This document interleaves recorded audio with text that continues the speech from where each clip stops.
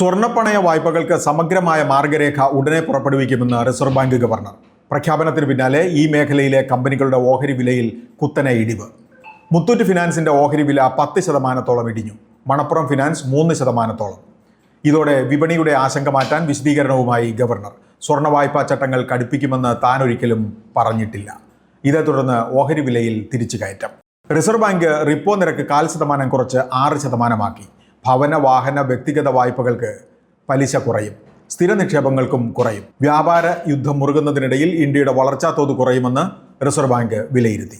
ബംഗ്ലാദേശിൽ നിന്നുള്ള കയറ്റുമതി ഇനങ്ങൾക്ക് ഇന്ത്യയുടെ തുറമുഖങ്ങൾ, വിമാനത്താവളങ്ങൾ എന്നിവ ഉപയോഗിക്കുന്നത് കേന്ദ്ര സർക്കാർ വിലക്കി. മൂന്നാമതൊരു രാജ്യത്തിലേക്കുള്ള ചരക്ക് കടത്ത് ഇന്ത്യ വഴിയാക്കുന്നത് വിലക്കിയ തീരുമാനം കയറ്റുമതിക്കാർ സ്വാഗതം ചെയ്തു. എന്നാൽ ലോക വ്യാപാര സംഘടനാ ചട്ടങ്ങൾക്ക് വിരുദ്ധമെന്നും റിപ്പോർട്ട്. അമേരിക്കയും ചൈനയുമായുള്ള വ്യാപാര യുദ്ധം മുറുകിയതിനിടയിൽ അസംസ്കൃത എണ്ണവില 4% കണ്ട് ഇടിഞ്ഞു. ചൈനയിൽ നിന്ന് അമേരിക്കയിലേക്ക് ഇറക്കുമതി ചെയ്യുന്ന സാധനങ്ങൾക്ക് 104% വ്യാപാര ചുങ്കമാണ് ട്രംപ് പ്രഖ്യാപിച്ചത്.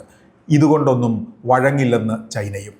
സാധാരണക്കാർക്ക് ആശ്വാസമാകുന്ന വിധത്തിൽ ദേശീയപാതകളിൽ പുതിയ ടോൾ സംവിധാനം കൊണ്ടുവരുമെന്ന് മന്ത്രി നിതിൻ ഗഡ്കരി. ടോൾ പിരിവ് രീതിയിൽ മാറ്റം വരും. 10 ദിവസത്തിനകം പ്രഖ്യാപനമുണ്ടാവുമെന്നും നിരക്ക് കുറയുമെന്നും മന്ത്രി. ബിസിനസ് വാർത്തകൾ വിശദമായി അറിയാൻ ധനം ഓൺലൈൻ